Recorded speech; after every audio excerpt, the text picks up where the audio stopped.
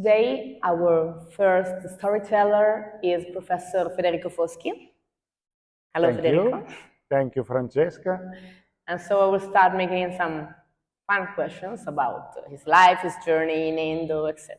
So the first and most important question is, when did you realize you would have become an endodontist instead of a bass player in a metal band? Thank you very much, Francesca, for hosting it stories. Great question. I'm trying to evade. See, I'm avoiding already going straight to the answer. How do you decide? Well, the journey is long. In Italy, education is very different from England. Now in England, we are in a situation where my kids has to decide if they want to go to university when they are 11. I applied to medicine, dental school, engineer at the end of my secondary school. So very last minute, literally final decision. After that, I went for the briefest course, medicine in Italy 6 years, whereas as you know, dentistry at that time was just 5 years, so that's already a big factor. I wasn't thinking about specialty, whereas in medicine you need a specialty afterwards. Girls' number was very low at engineer school, so that was discarded, although my dream was to design a Ferrari, but that's where I went for the medical aspect. When was the decision for endo? During the dental course, as you know, in Italy, it's not very structured in a sense. There is teaching, you have tutor, you become friend. My tutor was a good friend of mine. And the first clinical patient in year 3 was a pulpitis of an upper 7. So typical scenario, swim or sink, as they say. So went straight, managed the case, and I thought, this is quite a challenging thing. You don't see, there was no microscope, no articaine, so a thorough management, and still I loved it. I found it very enthusiastically daunting scenario.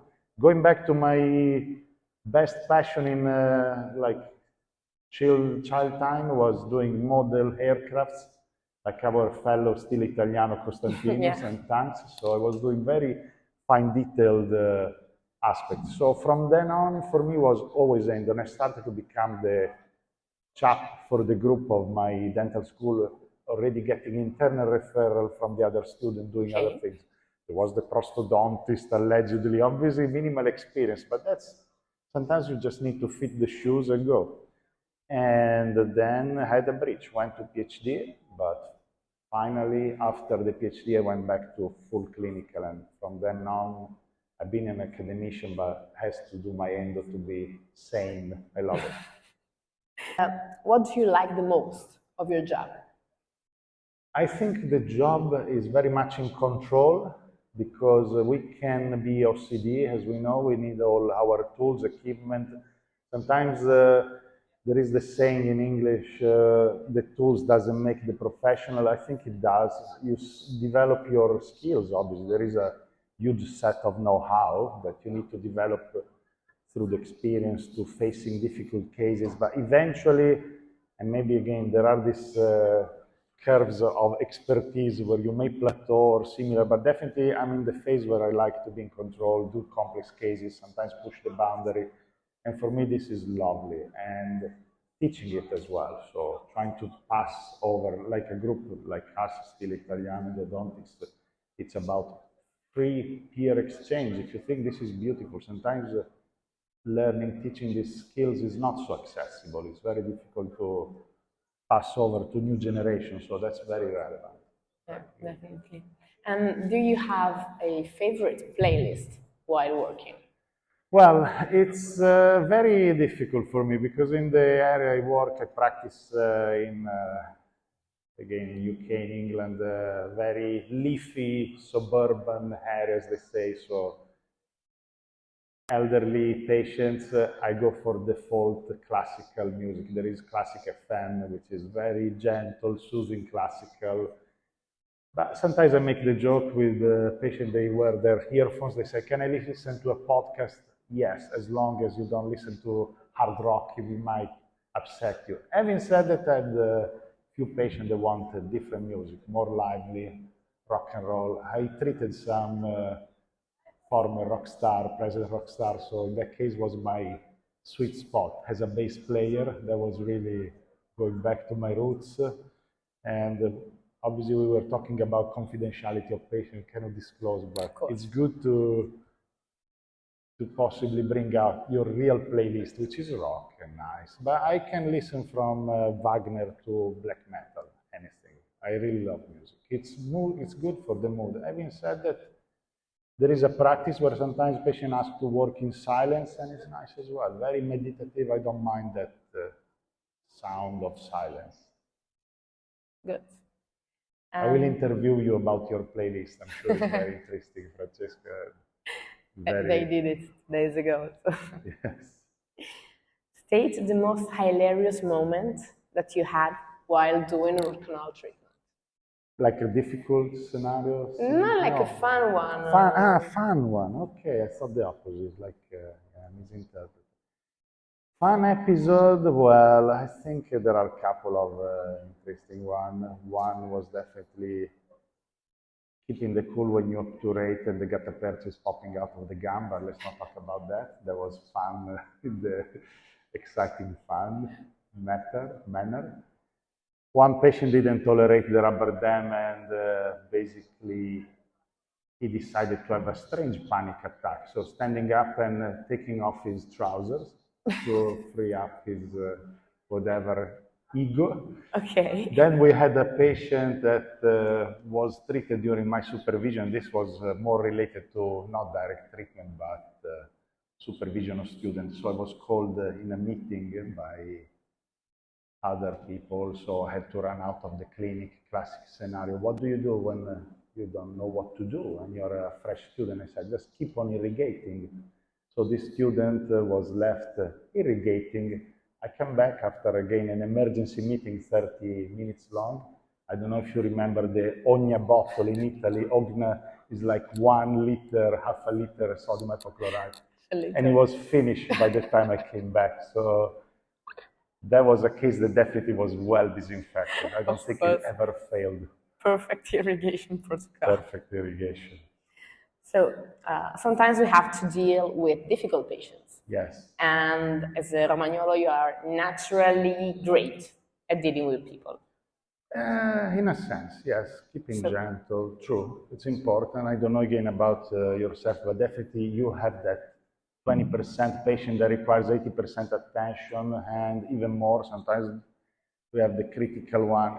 I think in my case, what really brought me up as dealing with people was the restorative training, where you deal with patients that have a massive facial reconstruction. They went through a lot.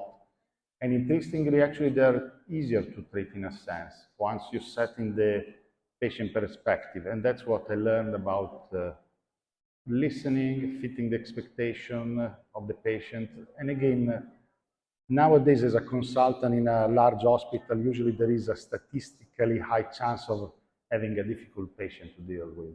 And I think the winning aspect is to listen to them. I sit back, relax, I don't want to just listen to their stories as we're doing here, and eventually this will it will help to phase in with their expectation, which is the most important thing in scenario. When there are unmeetable expectation, obviously you need to be realistic. But I'm usually sent as the forefront from the other specialists, etc. Please go and talk to them. So I like it. I enjoy to understand people. You are head of endodontics at Eastman University, and you've been teaching at King's College for a long time.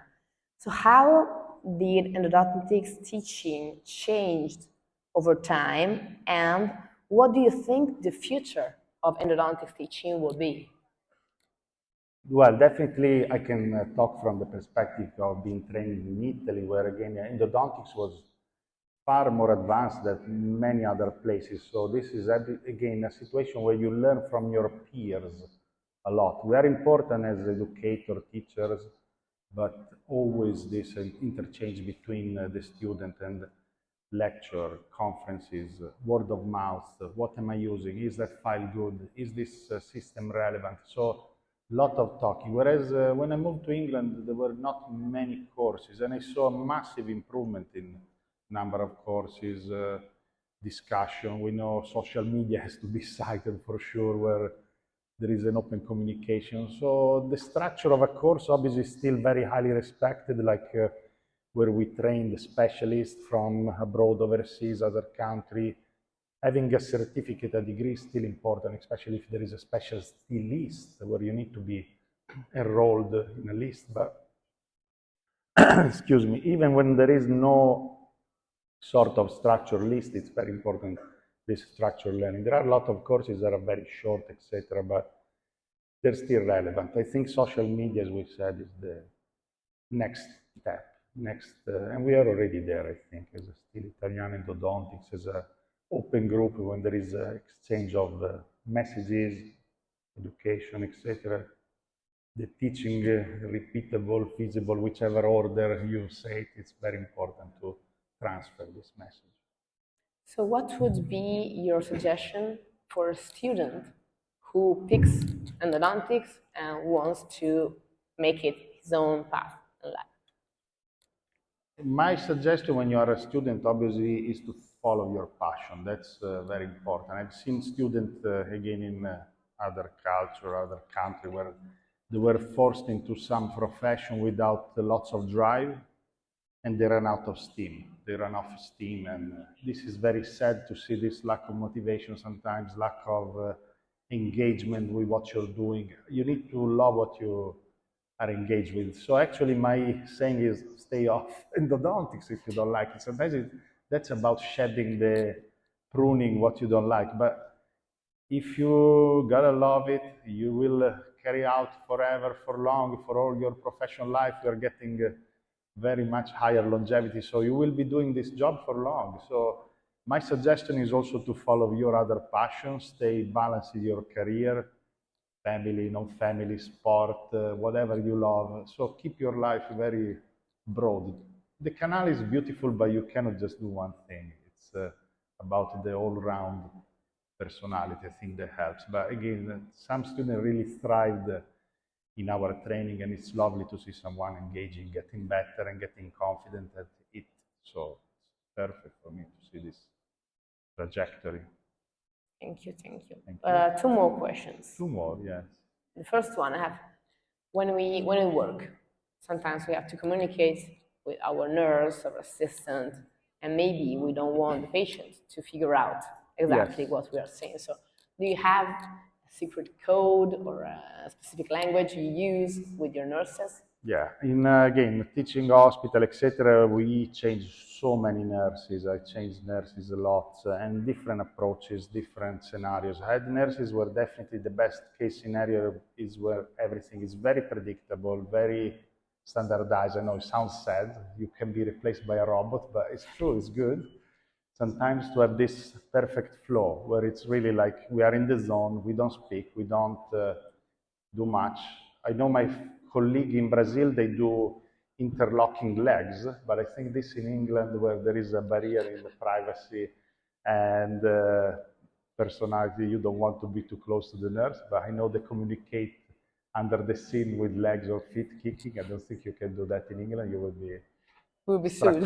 Sued, exactly. But I think it's about feedback. I try to give feedback out of the scene, of the heat of the moment, but sometimes, you know, you need to understand as well, like the difficult patient, there are nurses that don't like to work with dentists because they say we can easily be very wrought up, tense. We don't realize, but there are situations that really we become stroppy dentists, as they say. So this is bad for the nurse, and you have to understand they feel like you want to blow some steam off against them, but it's not the way it should be. I try to keep it very impersonal, objective. It's the case, it's difficult. We need the tools to get through this and get to lunch and enjoy success if possible. But again, there are different forms of communication. My favorite one is to give feedback afterwards, and then training. Basically, as a nurse works with you, and that's the most critical aspect, to be working with someone that knows you, that's been